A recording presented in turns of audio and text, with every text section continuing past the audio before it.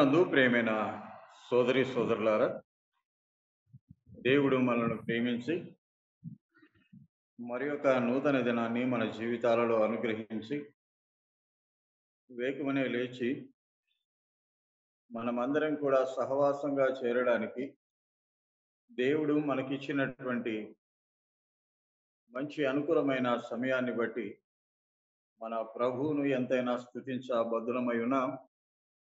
చేరవచ్చినటువంటి పెద్దలకు, సేవకులకు, సోదర సోదరులకందరికీ కూడా నా హృదయపూర్వక వందనాలు తెలియచేస్తూ ఉన్నాను.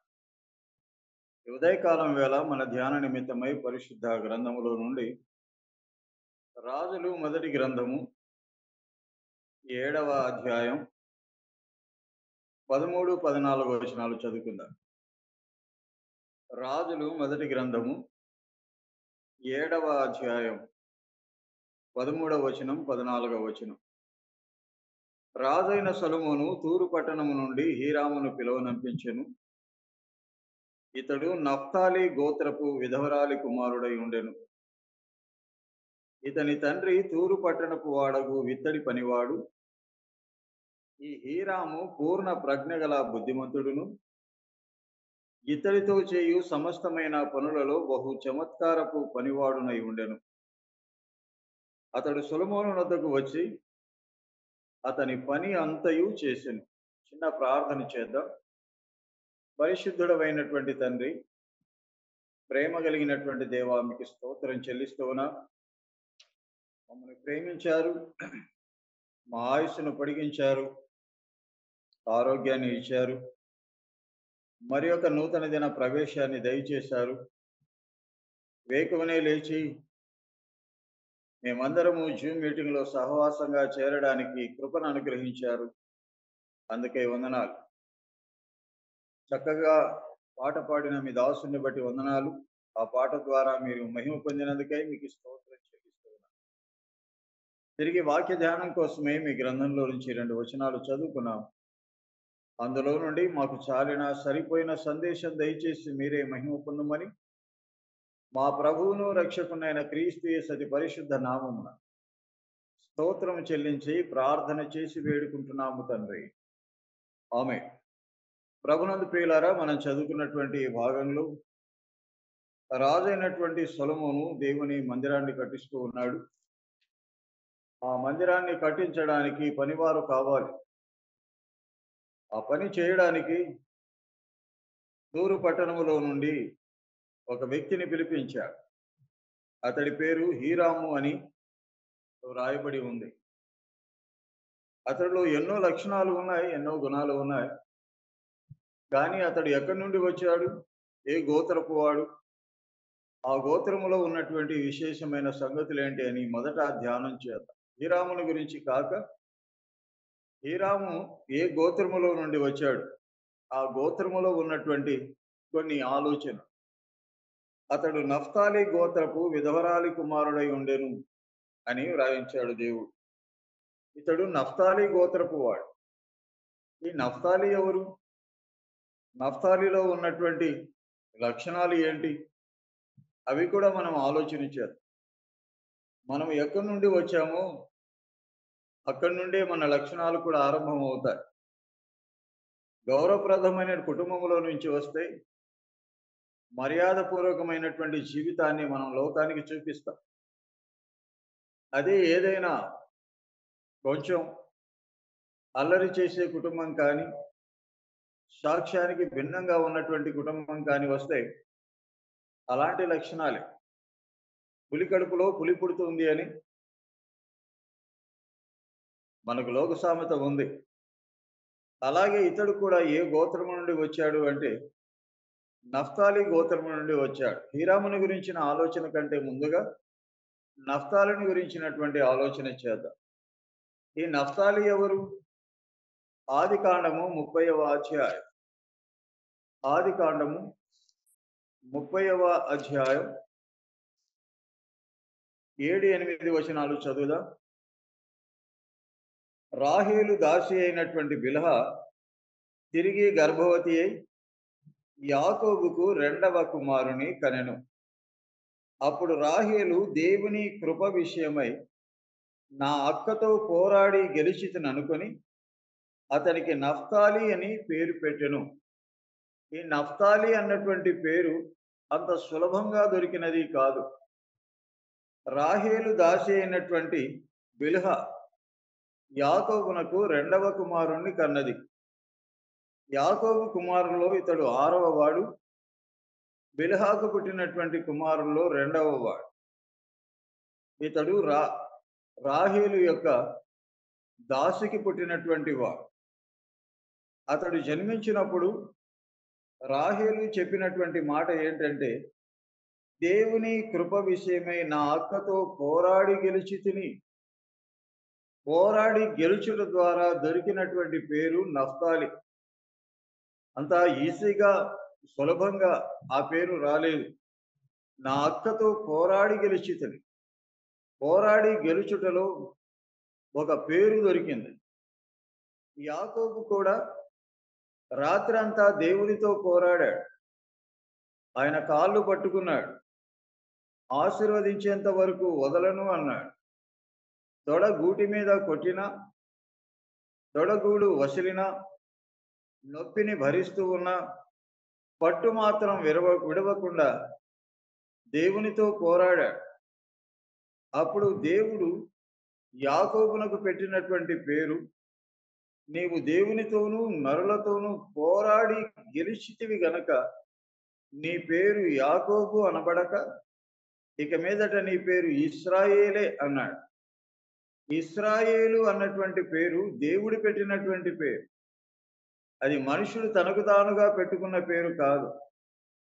ఆ పేరును తుడిచిపెట్టడానికి ఈనాటి ప్రపంచంలో ఉన్న కొన్ని దేశాలు ప్రయత్నం చేస్తూ ఉన్నాయి. కానీ అది దేవుడు పెట్టినటువంటి పేరు. ఆకాశం క్రింద భూమి ఉన్నంత వరకు ఇశ్రాయేలు పేరు చెరిగిపోదు.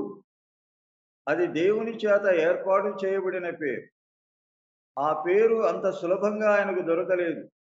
రాత్రంతా పోరాడుట ద్వారా దొరికినటువంటి పేరు ఇశ్రాయేలు. అలాగే రాహేలు కూడా నా అక్కతో నేను పోరాడాను అన్నది. దేవుని కృప విషయమై నా అక్కతో పోరాడి గెలిచాను. పోరాడి గెలిచినటువంటి వాడికి దేవుడు కూడా కొన్ని పేర్లు పెడుతూ ఉన్నాడు. గెలవాలి. దేవుని పిల్లలమైనటువంటి మనము ఈ లోకంలో పోరాడాలి. అసలు విశ్వాస జీవితమే ఒక పోరాటం. పోరాటము అన్నటువంటి అంశమే ఒక పెద్ద అంశం. పాత నిబంధన కాలంలో భక్తులు పోరాడారు. క్రొత్త నిబంధనలో ఉన్నటువంటి విశ్వాసులు కూడా పోరాడారు. పోరాటమే మన జీవితం యొక్క ముఖ్య లక్షణం. ప్రభు అయినటువంటి యేసుక్రీస్తు కూడా అన్నాడు, ఇరుకు మార్గమున ప్రవేశించడానికి పోరాడండి అన్నాడు. మనం ప్రయాణం చేస్తూ ఉన్నటువంటి మార్గమే ఇరుకు. పోరాడుతూ ఈ లోకంలో జీవించాలి. పౌలు తనకు తానుగా చెప్పుకుంటూ మంచి పోరాటము పోరాడి తిని అన్నాడు.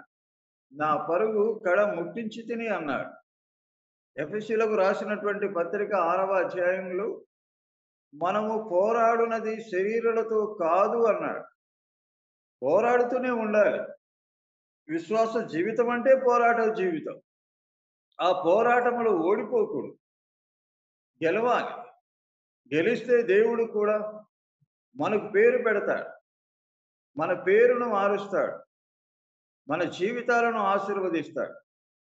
పోరాడి జయించినటువంటి వారికి దేవుడు పెట్టేటువంటి పేర్లు చూడండి. ప్రకటన గ్రంథంలో కొన్ని సంగతులు ప్రభువు మాట్లాడుతూ ఉన్నాడు. 3వ అధ్యాయం 12వ వచనం చదువుదాం. ప్రకటన గ్రంథము 3వ అధ్యాయం 12వ వచనం. జయించు వానిని నా దేవుని ఆలయములో ఒక స్తంభముగా చేసేదను. అందులో నుండి వాడు ఇక మీదట ఎన్నటికిని వెలపలికి పోడు. మరియు నా దేవుని పేరును పరలోకములో నా దేవుని యొద్ద నుండి దిగివచ్చుచున్న నూతనమైన యెరూషలేము అను నా దేవుని పట్టణపు పేరును, నా క్రొత్త పేరును వాని మీద వ్రాసెదను అన్నాడు. పోరాడి జయించాలి. జయిస్తే ఆయన క్రొత్త పేరు వ్రాస్తాడు. మన పేర్లు మారుస్తాడు. ఒకప్పుడైతే పాపులం, అవిధేయులం, అక్రమాకారులం, అపవిత్రులం, అయోగ్యులం, ఇలాంటి పేర్లు మనకున్నాయి. కానీ ఇప్పుడైతే విశ్వాసులం, నీతిమంతులం, ప్రియులం, పరిశుద్ధులం, ఎన్నో పేర్లు దేవుడు మనకు పెట్టాడు. కొడుకులు, కూతుళ్ళు అని అనిపించుకొనుట కంటే శ్రేష్టమైనటువంటి పేరు వారికి పెట్టుచూ ఉన్నాను అన్నాడు. యాకోబు తన పత్రికలో కూడా 2వ అధ్యాయం, యాకోబు రాసినటువంటి పత్రిక 2వ అధ్యాయంలో 7వ వచనంలో మాట్లాడుతూ మీకు పెట్టబడిన శ్రేష్టమైన నామము అన్నాడు. శ్రేష్టమైన పేరు పెడుతూ ఉన్నాడు. క్రొత్త పేరు పెడుతూ ఉన్నాడు. ఎవరికి? జయించేవారికి. జయించాలి. మన పోరాటములో ఓడిపోకూడదు. యాకోబు జయించాడు. నా అక్కతో పోరాడి నేను గెలిచాను అని ఆ పోరాటానికి గుర్తుగా, ఆ విజయానికి నాందిగా ఆనాడు రాహేలు పెట్టినటువంటి పేరు నఫ్తాలి.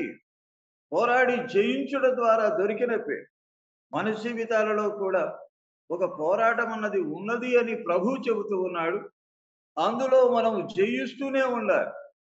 ప్రభువు జయించాడు. ఎంతగా జయించాడు? యోహాను సువార్త 16వ అధ్యాయం 33వ వచనం ఆఖరి మాటలో అన్నాడు, నేను లోకమును జయించి ఉన్నాను అన్నాడు. లోకముతో పోరాటం ఉంది, నరులతో పోరాటం ఉంది, సమాజముతో పోరాటం ఉంది, అనేకమైనటువంటి పోరాటాలు మనం పోరాడుతూ ఉన్నా. శరీరము ఆత్మకును, ఆత్మ శరీరమునకును విరోధంగా పోరాడుతూ ఉన్నాయి అన్నాడు. మన శరీరంతో కూడా మనం పోరాటం చేస్తూ ఉన్నాం. కాబట్టి ఈ పోరాటంలో జయిస్తే దేవుడు మనకు కూడా కొత్త పేరు పెడతాడు. పోరాటంలో జయించినటువంటి వారికి ఎన్నో ఆశీర్వాదాలు ప్రకటన గ్రంథంలో మనకు కనబడుతూ ఉన్నాయి. జయిస్తే తెల్ల రాతిని ఇస్తానని, జయిస్తే పరలోకములో ఉన్న మన్నాను భుజింపనిస్తాను అని ఎన్నెన్నో సంగతులు దేవుడిస్తూ ఉన్నాడు. మెట్టుకు మనం విజయం సాధించే వాళ్ళంగా ఉండాలి. పోరాటంలో గెలిస్తే మనకు కూడా దేవుడు క్రొత్త పేరు నఫ్తాలి అనేటువంటి పేరు అది ఎలా వచ్చింది? నా అక్కతో పోరాడి గెలిచాను దేవుని కృప విషయమై. ఓడిపోతే పేరు లేదు, ఓడిపోతే పతనం ఉంది, ఓడిపోతే పాతాళం ఉంది. జయించాలి, శరీరాన్ని జయించాలి, లోకాన్ని జయించాలి, పాపాన్ని జయించాలి. ప్రభు జయించాడు. మీరు పాపముతో పోరాడుటలో రక్తము కారునంత మట్టుకు దానిని ఎదురించలేదు. మన పోరాటం అంత ఇంకా పెద్దగా సాగడం లేదు. మన ప్రభు అయితే మన కోసమై పోరాడి రక్తము కారునంత మట్టుకు, ప్రాణము పెట్టునంత మట్టుకు పోరాడాడు. శరీరంలో ఉండగా గాయాలతో పోరాడాడు. సైనికులు హింసిస్తూ ఉండగా ఆ బాధతో పోరాడాడు. ఆఖరికి మరణాన్ని అనుభవించి సమాధిలోనికి వెళ్ళి మరణముతో పోరాడాడు. మరణాన్ని జయించి లేచాడు మన ప్రభు. మన ప్రభు జయించాడు. మనం జయించే వాళ్ళంగా ఉండాలి, కానీ ఓడిపోయే వాళ్ళంగా ఉండకూడదు. నఫ్తాలిలో మొట్టమొదటి మాట, అతడు విజయానికి ఒక గుర్తుగా ఉన్నాడు. మనం కూడా అలాగే ఉండాలి అన్నటువంటి సంగతిని జ్ఞాపకం చేసుకుంటూ ఉన్నా. నఫ్తాలి విజయానికి ఒక సూచన, జయించడం ద్వారా దొరికినటువంటి ఒక పేరు. ఆ పేరును మనం కూడా సంపాదించుకుందాం. రెండవదిగా నఫ్తాలిలో కొన్ని మాటలు మనం చూద్దాం. ఆదికాండము 49వ అధ్యాయం, ఆదికాండము 49వ అధ్యాయం 21వ వచనం చదువుదాం. ఆదికాండము 49వ అధ్యాయం 21వ వచనం. నఫ్తాలి విడవబడినటువంటి లేడి అని వ్రాయబడి ఉంది. నఫ్తాలి ఎవరట? నఫ్తాలిలో ఉన్న కొన్ని లక్షణాలు. అతడికి వచ్చినటువంటి పేరు పోరాటం ద్వారా దొరికిన పేరు. రాహేలు పోరాడి గెలుచుట ద్వారా అతనికి పెట్టబడినటువంటి పేరు నఫ్తాలి. మన దేవుడు కూడా పోరాడి గెలిచాడు. మనం గెలిస్తే మనకు క్రొత్త పేరు పెడతాడు అన్న సంగతిని మనం ఆలోచన చేసి, ఆ తర్వాత నఫ్తాలిలో ఉన్నటువంటి ఇంకా కొన్ని మంచి లక్షణాలు ఉన్నాయి. అతడు విడవబడినటువంటి లేడి అని వ్రాయబడి ఉంది. అతడు విడవబడ్డాడు. ఒకప్పుడైతే కట్టబడినటువంటి వాళ్ళం. మరణ బంధకములు నన్ను చుట్టుకొని ఉండెను, పాతాళపు వేదనలు నన్ను పట్టుకొని ఉండెను అని కీర్తనాకారుడు మాట్లాడుతూ ఉన్నాడు. మరణ బంధకాల చేత బంధించబడ్డా. అలాంటి స్థితిలో ఉన్నటువంటి మనల్ని విడిపించడానికి దేవుడు వచ్చాడు. నఫ్తాలి అయితే విడిపించబడ్డాడు. నీవు నేను విడిపించబడ్డామా? విడిపించబడిన లేడి. మన అంశం లేడి కాదు, కానీ లేడీలో ఉన్నటువంటి సంగతులు కూడా చాలా ఉన్నాయి. ఆషేయేలును గురించి ఒక మాట వ్రాయబడి ఉంది. అతడు అడవి లేడి అంత వేగముగా పరిగెత్తగలిగిన వాడు అని వ్రాయబడి ఉంది. లేడి అంటే వేగంగా పరిగెత్తగలిగినది ఎన్నో కొన్ని సంగతులు ఉన్నాయిలే. మన అంశం లేడి కాదు, కానీ విడవబడిన లేడి, విడిపించబడిన అనుభవం మనకు ఉండాలి. మనం విడవబడ్డామా? ప్రభువైన యేసుక్రీస్తు ఈ లోకానికి వచ్చింది ఎందుకు? విడిపించడానికే. ఎలా విడిపించాడు? ఏ కారణం చేత, లేకుంటే ఏ విధమైనటువంటి కార్యాన్ని జరిగించి ఆయన విడిపించాడు? ప్రకటన గ్రంథం 1వ అధ్యాయం 6వ వచనం చూడండి. ప్రకటన గ్రంథం 1వ అధ్యాయం 6వ వచనంలో ఒక సంగతి యోహాను వ్రాస్తూ ఉన్నాడు. 6వ వచనం 1వ అధ్యాయం. మనలను ప్రేమించుచు తన రక్తము వలన మన పాపముల నుండి మనలను విడిపించిన వానికి అన్నాడు. నఫ్తాలైతే విడవబడ్డాడు. నీవు నేను విడవబడ్డామా? ఆ విడవబడాలి అంటే దేవుడు గొప్ప కార్యం జరిగించాడు మనల్ని విడిపించడానికి. మనలను ప్రేమించాడు అన్నాడు మొట్టమొదట. మనలను ప్రేమిస్తూనే ఉన్నాడు అన్నాడు. మనలను ప్రేమించుచు తన రక్తము వలన మన పాపముల నుంచి మనల్ని విడిపించిన వానికి. తన రక్తం చేత మనల్ని విడిపించాడు. ఈ అనుభవం ఉందా? క్రైస్తవ కుటుంబాల్లో పుట్టాం. పుట్టినప్పటి నుండి కూడా దేవుని వాక్యాన్ని చదువుతూ ఉన్నాం, మందిరాలకు వెళుతూ ఉన్నాం, ప్రార్థన చేస్తూ ఉండగా మోకరిస్తూ ఉన్నాం, సహకరిస్తూ ఉన్నాం, మంచిదే. కానీ పాపముల నుంచి విడవబడిన అనుభవం ఉందా? నామకార్థమైనటువంటి భక్తి కలిగి ఏదో పుట్టినప్పటి నుండి క్రైస్తవ కుటుంబంలో పుట్టాం కాబట్టి అది ఒక ఆచార సంబంధంగా మందిరానికి వెళ్ళడం, అక్కడికి ఏదో వారు చెప్పిన మాటలు వినడం, ఆ తర్వాత ఒక వందనాలు చెప్పడం, తిరిగి రావడం. మార్పు లేదు, మారు మనసు లేదు, పాప క్షమాపణ లేదు, రక్షించబడ్డ నిశ్చయిత లేదు. ఇలాంటి స్థితిలో ఏమైనా ఉన్నామా? నిజంగా క్రీస్తు రక్తము చేత కడగబడి విడిపించబడ్డామా? నఫ్తాలి అయితే విడిపించబడ్డాడు. నీవు నేను విడుదల పొందిన అనుభవం మనకు కావాలి. దేవుడు వచ్చినది విడిపించడానికే. లూకా సువార్త 13వ అధ్యాయంలో ఒక స్త్రీ కనబడుతూ ఉంది. ఆమె వంగిపోయినటువంటి నడుము కలిగినటువంటి స్త్రీ అని వ్రాయబడి ఉంది. ప్రభు అయినటువంటి యేసుక్రీస్తు ఆమె మీద చేతులు ఉంచి ఆమెను స్వస్థపరిచి ఆమెను చక్కగా నిలబెట్టాడు. ఆమె అలా స్వస్థత పొందుతా చూడగా కొందరికి నచ్చడం లేదు. అప్పుడు ప్రభు అన్నాడు, 18 సంవత్సరముల నుంచి సాతాను కట్ల చేత బంధించబడినటువంటి ఈమెను విడిపింప తగదా అన్నాడు. 18 సంవత్సరాల నుంచి ఆమె వంగిపోయిన నడుముతో సాతాను కట్ల చేత బంధించబడి ఉంది. నీవు ఎంతకాలం నుండి పాపపు కట్ల చేత బంధించబడి ఉన్నావు? విడిపించబడిన అనుభవం ఉందా? నఫ్తాలైతే విడవబడ్డాడు. ప్రభువైన యేసుక్రీస్తు బేతనియా, బెత్వగే అనేటువంటి గ్రామాలకు వచ్చినప్పుడు తన శిష్యులలో ఇద్దరిని చూచి, మీరు ఎదుట ఉన్నటువంటి ఒక గ్రామానికి వెళ్ళండి. ఆ గ్రామంలో కట్టబడినటువంటి ఒక గాడిద ఉంటుంది. విడవబడినది కాదు అది. అది కట్టబడినటువంటి గాడిద. దాన్ని విప్పి తోలుకొని రండి అన్నాడు. అది కట్టబడి ఉంది. ఏ గ్రామానికి వెళ్ళమన్నాడు?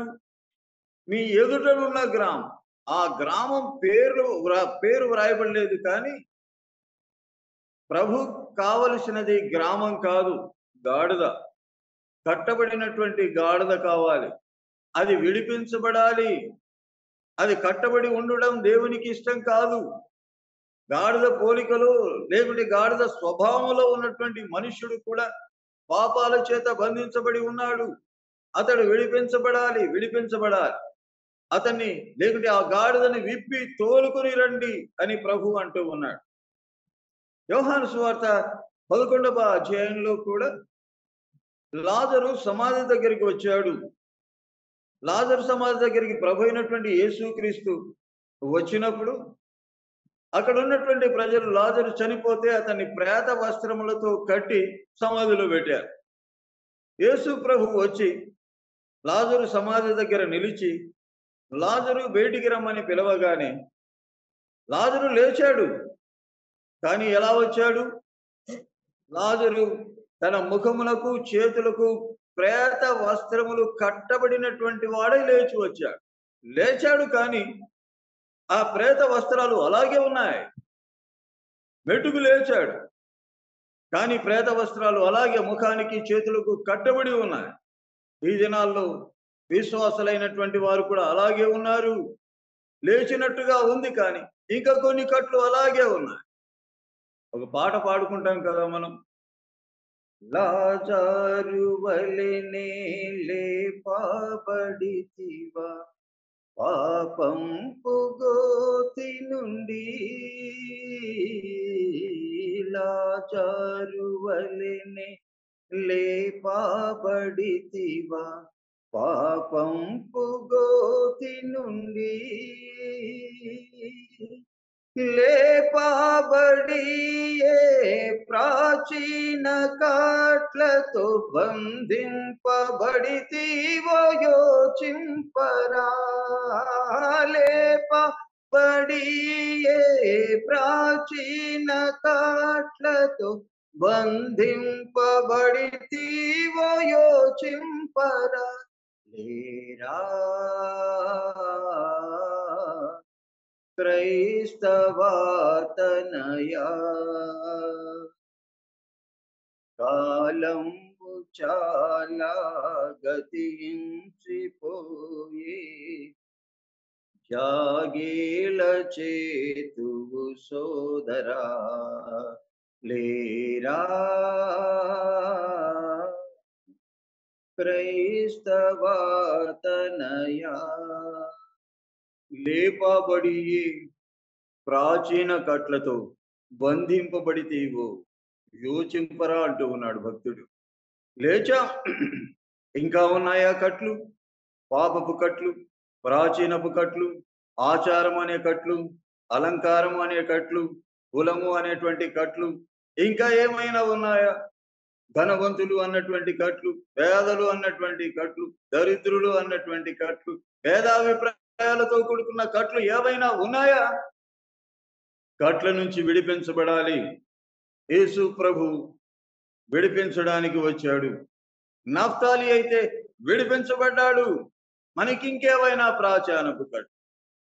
విశ్వాసులం అయ్యుండి కూడా కొన్ని అలవాట్లు మానుకోలేకపోతూ ఉన్నాం, కొన్ని పద్ధతులను మానుకోలేకపోతూ ఉన్నాం, కొన్ని ఆచారాలను వదులుకోలేకపోతూ ఉన్నాం. అలంకార సంబంధమైన వేషం కొన్నిటిని లోకరీతిగా అలంకరించుకోవడానికి ప్రయత్నాలు చేస్తూ ఉన్నాం, వదలలేకపోతూ ఉన్నాం. వాటి నుంచి బయటికి రావాలి, విడిపించబడాలి. దినాలు, మాసాలు, ఉత్సవాలు, పండుగలు, అమావాస్య, విశ్రాంతి దినాలు, ఇలాంటి వాటినన్నిటినీ కూడా నేటి దినాల్లో విశ్వాసులు కూడా ఆచరిస్తూ ఉన్నారు. వీటి విషయమై మళ్ళీ వాటికి వైపు తిరుగుతారేమోనని మీ విషయం నాకు భయం కలుగుతూ ఉంది అన్నాడు అపోస్తలుడైన పౌలు గలతీయులకు రాస్తూ. మళ్ళీ ఎక్కడ మీరు లోక మూల పాఠముల తట్టు తిరుగుతారేమో అని మీ విషయమై నేను పడిన కష్టం వ్యర్థమైపోతుందేమోనని నాకు భయం కలుగుతుంది అన్నాడు. విడిపించబడిన తర్వాత కూడా మళ్ళీ వాటిని వెంబడిస్తూ ఉన్నామా? వాటిని అనుసరిస్తూ ఉన్నామా? వాటి వైపు మొగ్గు చూపుతూ ఉన్నామా? వాటిని అనుసరించే వారితో సంతోషంగా, సమాధానంగా మనం కూడా చేరిపోయి వారితో చేయి కలుగుతూ ఉన్నామా? ఒక్కసారి పరీక్షించుకునడం ఎంతైనా ప్రయోజనకరం. Naphtali విడిపింపబడినటువంటి lady. మనల్ని దేవుడు విడిపించడానికి లోకానికి వచ్చి తాను బంధించబడ్డాడు, తాను కొట్టబడ్డాడు, మేకుల చేత అంటగొట్టబడ్డాడు, ముళ్ళ కిరీటం చేత తలలో మొత్తించుకున్నాడు, ముఖం మీద ఉమ్మి వేయించుకుని మన పాపముల నుంచి మనల్ని విడిపించడానికి మన ప్రభు ఎంత యాతన పడ్డాడు, ఎన్ని ఘోరమైనటువంటి నిందలు అనుభవించాడు, ఎన్ని గాయాలు పొందాడు, ఎంత రక్తాన్ని కార్చాడు, ఆఖరికి మరణాన్ని అనుభవించి సమాధిలో మరణంతో 3 దినాలు పోరాడి లేచాడు. ఆయన నమ్ముకున్నామని చెప్పుకుంటూ మళ్ళీ లోకాచారాలేంటి? లోక పద్ధతులు ఏంటి? లోకస్తుల్లాగా అలంకరించుకోవడం ఏంటి? ఇంకేమైనా ప్రేత వస్త్రాలు కట్టబడి ఉన్నాయా? లేచాం. లాజరులాగా లేచాం. కానీ ఇంకా వస్త్రాలు అలాగే ఉన్నాయి. వాటిని విప్పండి అన్నాడు. వాటిని విప్పండి. విప్పవలసినటువంటి బాధ్యత దేవుని సేవకులమైన మన మీద పెట్టాడు. కొందరు లేచిన అనుభవం కలిగి ఉండి కూడా ప్రేత వస్త్రాల చేత కట్టబడినటువంటి ఆ ఆ ఆచారాల సంబంధంగా లేకుంటే వారి ప్రవర్తన ఆ విధంగా ముందుకు సాగుతూ ఉండగా వాటిని విప్పాలి, జాగ్రత్తగా గమనించాలి. విశ్వాసములో ఏ విధంగా ముందుకు సాగుతూ ఉన్నారు? వాక్యానుసారమైన పద్ధతిలో నడుస్తూ ఉన్నారా? వాక్యానికి భిన్నంగా ఏమైనా ఉందా? మన సంఘాలలో వీటిని సరి చేయవలసినటువంటి అవసరత ఉంది. మనమే వారిని వెంబడించడం, మనమే వాటిని ప్రోత్సహించడం చేయకూడదు. అలా చేస్తే మనం ప్రేత వస్త్రాల చేత కట్టబడినట్టే. గుడ్ ఫ్రైడే రోజు నేను సెల్ ఆఫ్ చేసుకుంటాను. ఎందుకంటే ఆ రోజు చాలా సంఘాల్లో 7 మాటలను గురించినటువంటి ప్రసంగాలు ఉంటాయి. కొందరు ఆహ్వానిస్తారు. అన్న మా సంఘంలోనికి వచ్చి మీరు కూడా ఒక మాట చెప్పండి అని. ఒకసారి మా బ్రదర్ నన్ను పిలిచాడు. ఆయన పెద్దకోస్తు సంఘానికి సంబంధించిన వాడు. మా దాయాదిలేండి. బ్రదర్ అంటే మా పెదనాన్న కొడుకు. ఆయన కూడా ఒక సంఘం పెట్టుకున్నాడు. ఆయన ఒకసారి పిలిచాడు. నువ్వు కూడా వచ్చి మా సంఘంలో ఆ 7 మాటల్లో ఒక మాట మాట్లాడరా అన్నాడు. నేను రానులేను అన్నా. ఎందుకు ఎక్కడైనా పోతున్నావా? ఎవరైనా పిలిచారా అన్నాడు. నేను ఎక్కడికి పోవడం లేదు. ఎవరు పిలవలేదు కానీ మేము దాన్ని ఆచరించము. ఆచరించే వాళ్ళతో కూడా సహకరించము. కాబట్టి నేను రాను అని మొహమాటం లేకుండా చెప్పేశా. అవునా అని ఫోన్ పెట్టేశాడు. ఏంటండి విశ్వాసులమైనటువంటి మనకు కూడా మనిషిని పద్ధతి చొప్పున ఏర్పాటు చేయబడినటువంటి ఆచారాలేంటి? వాక్యంలో ఆధారాలు ఉన్నాయా? మనమైతే ప్రతి పునరుద్ధాన దినం, ప్రతి ఆదివారం విశ్వాసికి పండగే. క్రైస్తవులకు, నామకార్థ క్రైస్తవులకు సంవత్సరానికి 2, 3 పండుగలు ఉంటే, విశ్వాసులకు 52 పండుగలు.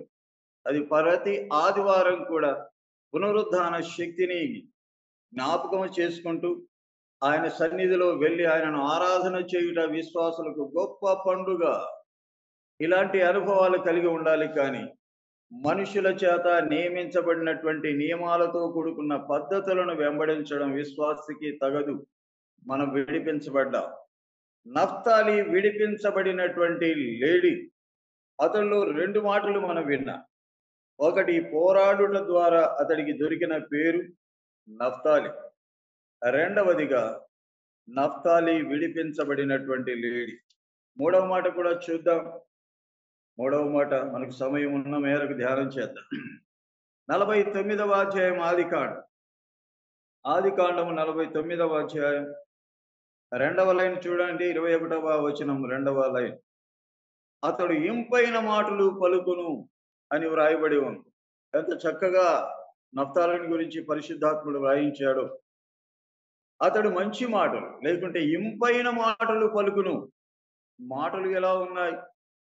మన ప్రభు ఎలాంటి మాటలు పలుకుతూ ఉన్నాడు?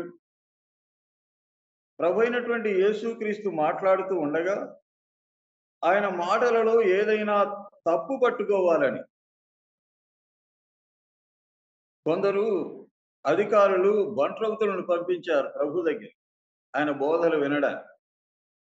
ఆ బంట్రౌతులు తిరిగి ఆ అధికారుల దగ్గరికి వచ్చి వారు చెప్పినటువంటి మాట ఏంటంటే, ఆ మనుష్యుడు మాట్లాడినట్టు ఎవడును ఎన్నడూనూ మాట్లాడలేదు. మన ప్రభు మాట్లాడుతూ ఉంటే హృదయాలు అలాగా చలించిపోతాయి. హృదయాలలో మెత్తనితనం ప్రవేశిస్తుంది. అంత చక్కగా మన ప్రభు మాట్లాడతాడు. ఇంపైన మాటలు పలికేవాడు నఫ్తాలి. కలుపు మాటలు కాదు, కఠినమైన మాటలు కాదు, కోపం కలిగించే మాటలు కాదు, వాదాలు పుట్టించేటువంటి మాటలు కాదు. అతడు ఇంపైన మాటలు. మన ప్రభు మాట్లాడిన మాటలు కూడా అలాంటివే. అతని నోట నుండి వచ్చిన దయగల మాటలకు ఆశ్చర్యపడ్డారు అని లూకాసు వార్తలో వ్రాయబడి ఉంది. ప్రభువు నోట దయగలిగినటువంటి మాటలు వస్తూ ఉన్నాయి. 3 రోజులు కొండ మీద ప్రసంగం చేశాడు. ఆ ప్రసంగాన్ని వింటూ ఉన్నటువంటి వారు ఆయన బోధ వింటూ భోజనం సంగతే మర్చిపోయారు. వాళ్ళకు భోజనం కూడా జ్ఞాపకం రాని విధంగా ప్రభు యొక్క బోధలు వారి హృదయాలను తాకుతూ ఉన్నాయి. అంత రమ్యంగా ఉన్నాయి. ప్రభు అలా మాట్లాడుతూ ఉన్నాడు. అందులో ఒక చిన్న పిల్లవాడు కూడా ఉన్నాడు. ఆ పిల్లవాడు తెచ్చుకున్నటువంటి సద్దిమూట అలాగే ఉంది. వాడు కూడా తినలేదండి. పసిపిల్లలకు కూడా అర్థమయ్యేటట్టుగా మాట్లాడేవాడు మన ప్రభు. మనం ఎలా మాట్లాడుతూ ఉన్నాము? మన బోధలు ఎలా ఉన్నాయి? పసిపిల్లలకు కూడా అర్థం. వాడు కూడా ఆకలి మరిచిపోయాడు. ప్రభు మాటలు అలాగే ఏంది అలా నోరు తెరుచుకొని వింటూ ఉన్నాం అంటుంటారు చూడండి. ఆ మాటల మీద పూర్తిగా దృష్టి పెట్టి అంత చక్కగా ప్రభువు మాట్లాడుతూ ఉన్నాడు.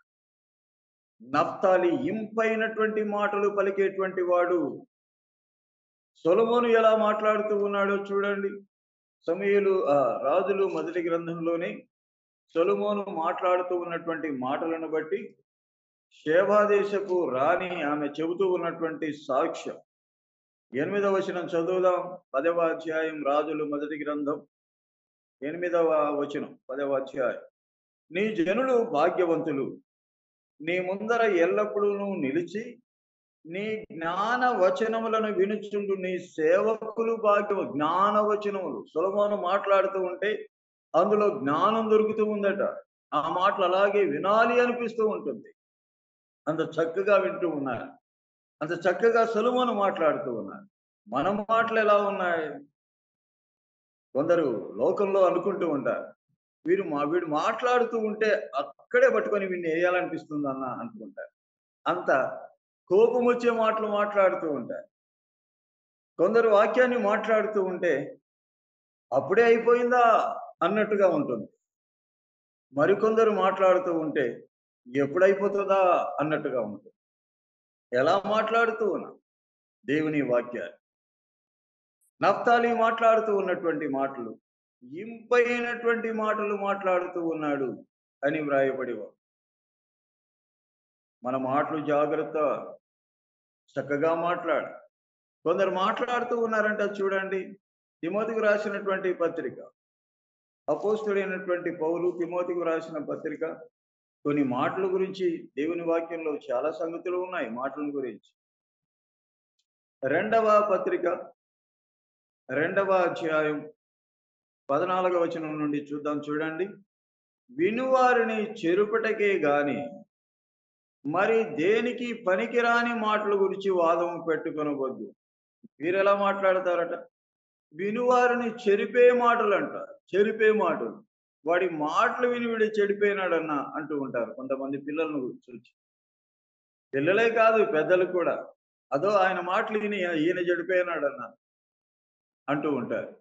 చెరిపే మాటలు ప్రయోజనకరమైనవి కావు. బాగు చేసే మాటలు కాదు. మన మాటలు ఒకరికి మేలు కలిగించే విధంగా ఉండాలి. ఇంపైన మాటలు. నఫ్తాలి ఇంపైన మాటలు మాట్లాడేవారు. ఇక్కడ ఉన్నటువంటి వారు వినివారిని చెరిపే మాటలు అన్నాడు. అదే వచనంలో చూడండి, దేనికి పనికిరాని మాటలు అన్నాడు.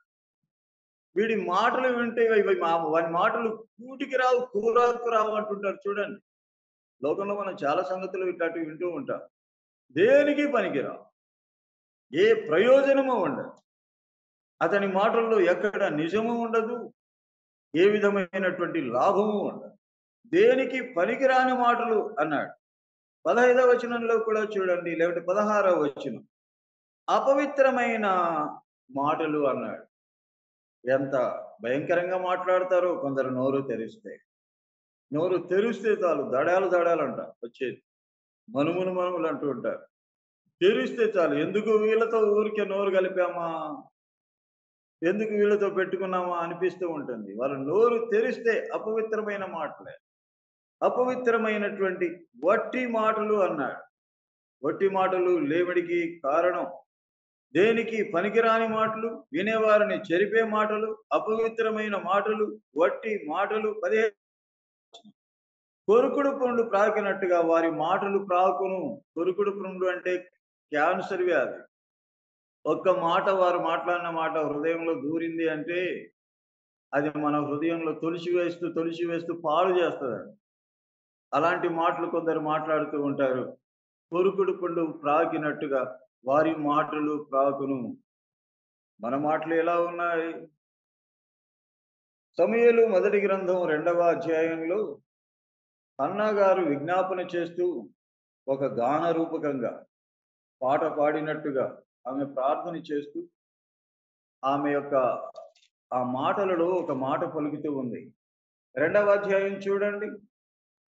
సమూయేలు మొదటి గ్రంథం 2వ అధ్యాయం 3వ వచనంలో 3వ లైను 4వ లైన్ చదువుదాం. 4 లైన్లు ఉన్నాయి ఆ వచనం. 3వ వచనంలో 3వ లైన్ 4వ లైన్‌లో ఇకను అంత గర్వముగా మాట్లాడకుడి. గర్వపు మాటలు మీ నోట రానీయకుడి. ఎంత చక్కటి సందేశం. ఆ సహోదరి ఆత్మ పూర్ణురాలై పలుకుతూ ఉంది. గర్వపు మాటలు మీ నోట రానివ్వకుడి. గర్వంగా వద్దు. మన మాటలు చాలా జాగ్రత్తగా మాట్లాడాలి. యేసు ప్రభువే చెప్పాడు. మీ మాట అవునంటే అవును, కాదు అంటే కాదు అని ఉండాలి. దానికంటే ఎక్కువగా వచ్చింది అంటే అది దుష్టునికి సంబంధించినది అన్నాడు. మన మాట ఎంత ఉండాలో అంతే ఉండాలి. ప్రసంగి గ్రంథంలో ఏమన్నాడు? 5వ అధ్యాయంలో ప్రసంగి గ్రంథం 5వ అధ్యాయం 2వ వచనం అనుకుంటాను. మాట చూద్దాం చూడండి. ప్రసంగి గ్రంథం 5వ అధ్యాయం 2వ వచనం చదువుదాం. నీవు దేవుని సన్నిధిని అనాలోచనగా పలుకుటకు నీ హృదయమును త్వరపడనీయక నీ నోటిని కాచుకొమ్ము. దేవుడు ఆకాశమందున్నాడు. నీవు భూమి మీద ఉన్నావు కావున నీ మాటలు కొద్దిగా ఉండాలి అన్నాడు. ఎంత చక్కటి సందేశం మనకు దేవుని వాక్యం ఇస్తూ ఉందండి. మనం ఎలా మాట్లాడాలో, ఎలా నడవాలో, ఎలా బ్రతకాలో అన్నిటిని కూడా మనకు దేవుని వాక్యమే నేర్పిస్తూ ఉంది. దేవుడు ఆకాశమందు ఉన్నాడు. గడగడగడలు లోడలోడ మాట్లాడవద్దు. అనవసరంగా మాట్లాడవద్దు. అపవిత్రమైన మాటలు మాట్లాడవద్దు. అయోగ్యకరమైన మాటలు మాట్లాడవద్దు. పనికిరాని మాటలు, వట్టి మాటలు ఇవన్నీ వద్దు. మీరు గర్వముగా మాట్లాడకండి అని దేవుని గ్రంథంలో వ్రాయబడి ఉంది. దేవుడు ఆకాశమందున్నాడు. నీ భూమి మీద ఉన్నావు. అనాలోచనముగా మాట్లాడడానికి నీ హృదయాన్ని త్వరపడనీయొద్దు. నీ మాటలు కొద్దిగా ఉండాలి, కొద్దిగా ఉండాలి అని మాట్లాడుతూ ఎఫెసీయులకు రాసినటువంటి పత్రిక. ఇంకొక 4 నిమిషాలు నాకు సమయం ఉంది. ఎఫెసీయులకు రాసినటువంటి పత్రిక 4వ అధ్యాయం. ఎఫెసీయులకు రాసినటువంటి పత్రిక 4వ అధ్యాయం 29వ వచనాన్ని చదువుదాం. 29వ వచనం. వినువారికి మేలు కలుగునట్లు అవసరమును బట్టి క్షేమాభివృద్ధికరమైన అనుకూల వచనమే పలుకుడి గాని దుర్భాష ఏదైనను మీ నోట రానియకుడి అన్నాడు. వినువారికి మేలు కలుగునట్లు మనం మాట్లాడేటువంటి మాటలు ఇతరులకు మేలు కలగాలి. మేలు కలుగునట్లు అవసరమైతే మాట్లాడు. అనవసరంగా మాట్లాడవద్దు అని దేవుని వాక్యం చెబుతూ ఉంది. అవసరమును బట్టి క్షేమాభివృద్ధికరమైన అనుకూల వచనం మాట్లాడు. క్షేమము కలిగించాలి, అభివృద్ధి కూడా కలిగించాలి. నీవు మాట్లాడేటువంటి ఆ మాటలలో ఒకరికి హృదయంలో ఆనందాన్ని కలిగించాలి, వారికి సంతోషాన్ని పుట్టించాలి, వారికి క్షేమాన్ని కలిగించాలి, వారికి అభివృద్ధిని కూడా కలిగించాలి, వినువారికి మేలు కూడా కలగాలి. మేలు కలిగేటట్టుగా అవసరమైతే మాట్లాడు. అనవసరంగా నోరు తెరవవద్దు. అనవసరంగా మాట్లాడొద్దు అంటూ ఉంటారు. నువ్వు చాలా అతిగా మాట్లాడుతూ ఉన్నావు అంటూ ఉంటారు కొందరు. అతిగా మాట్లాడవద్దు. అనవసరంగా మాట్లాడవు. నఫ్తాలి ఇంపైన మాటలు మాట్లాడేవాడు. ఎంత చక్కటి స్వభావము నఫ్తాలిలో. నఫ్తాలి గోత్రముల నుండి వచ్చిన హీరాముల గురించి ఆలోచన చాలా ఒక సిరీస్. అది ఒక ప్రసంగంలోనూ లేకుంటే 2 ప్రసంగాల్లోనూ అయిపోయేటువంటి అంశం కాదు అది. అది ఒక సీరియల్‌గా స్టడీగా ధ్యానం చేస్తే అది కొన్ని ఎపిసోడ్‌లు పడుతుంది. అందులోనికి నేను వెళ్ళలేదు కానీ, ఆ నఫ్తాలిలో నుండి ఒక 3 మాటలు ఈ ఉదయకాలం వేళ మనం ధ్యానం చేసాం. నఫ్తాలి మొట్టమొదట అతడికి వచ్చినటువంటి పేరు పోరాడి గెలుచుట ద్వారా దొరికినటువంటి పేరు. పోరాడితే దేవుడు మనకు కూడా మన పేర్లు మారుస్తాడు, మన జీవితాలు మారుస్తాడు, మన కుటుంబాలనే మారుస్తాడు, మనకు గొప్ప విజయాన్ని ఇస్తాడు. ఆ విజయానికి సూచనగా మనల్ని లోకములో ఆయన మంచి పేరు కలిగిన ప్రజలుగా తన సాక్షులుగా వాడుకుంటాడు. నఫ్తాలి యొక్క పేరులో విజయం ఉంది. విజయం సాధించడం ద్వారా దొరికినటువంటి పేరు. అది మొదటి మాట. రెండవదిగా నఫ్తాలి విడవబడినటువంటి లేడి, విడిపించబడిన అనుభవం. ప్రతి ఆచారం నుంచి, ప్రతి అలవాటు నుంచి, ప్రతి అపవిత్రత నుంచి విడిపించబడిన అనుభవంతో దేవుని పిల్లలంగా జీవించాలి. కట్టబడ్డాం ఒకప్పుడు, ప్రభు మనల్ని విడిపించడానికి తన రక్తాన్నే కార్చి విడిపించాడు. మళ్ళీ ఆ కట్లలోనికి వెళదామా? మళ్ళీ ఆ బంధకాల చేతనే చుట్టుకుందామా? మనల్ని మనమే ప్రేత వస్త్రముల చేత కట్టబడినటువంటి లాజరులాగా లేచి నాకు కూడా ఇంకా అలాంటి వస్త్రాలే ఉన్నాయని లోకానికి చూపించుకున్నామా? సంపూర్ణంగా విడవబడిన స్వాతంత్రులంగా మనం ఉండాలి. మూడవ మాటగా నఫ్తాలి ఇంపైన మాటలు పలికేవారు. మన మాటలు జాగ్రత్త. ప్రభు చక్కగా మాట్లాడాడు. సొలొమోను జ్ఞాన వచనాలు పలికాడు. మనం ఎలా మాట్లాడుతూ ఉన్నాం? గర్వపు మాటలు వద్దు, అతిశయపు మాటలు వద్దు, అహంకారంతో కూడుకున్న మాటలు వద్దు, అపవిత్రమైన మాటలు వద్దు, వట్టి మాటలు వద్దు, ఇతరులను పాడు చేసే కొరుకుడు పుండు లాంటి మాటలు వద్దు. విని వారికి మేలు కలుగునట్లు క్షేమాభివృద్ధికరమైన అనుకూల వచనమే మాట్లాడు. అందరికి ప్రయోజనకరమైనటువంటి మాటలు మాట్లాడు. అవునంటే అవును, కాదంటే కాదు అన్నట్టుగా కుదించుకొని మాట్లాడు. దేవుడు ఆకాశం ముందు ఉన్నాడు, మనం భూమి మీద ఉన్నాం. మన మాటలు కొద్దిగా మాట్లాడు. మన మాటల చేత ప్రభువును మహింపడు. ఈ ఉదయకాలం మూడే మాటలు నఫ్తాలిని గురించి మనం విన్నాం. ఆ మాటలు మన హృదయాల్లో భద్రం చేసుకొని ప్రభు కోసమే నమ్మకంగా జీవిద్దాం. అలా జీవించడానికి దేవుడు సహాయం చేయను గాక. అవకాశం ఇచ్చినటువంటి కరుణాకర్ అన్న గారికి, అధ్యక్షత వహిస్తూ ఉన్నటువంటి అన్నగారికి, ఇందులో చేరిన పెద్దలందరికీ, పరిశుద్ధులకు, సోదరులకందరికీ కూడా నా హృదయపూర్వక వందనాలు చెల్లిస్తూ ముగిస్తూ ఉన్నాను.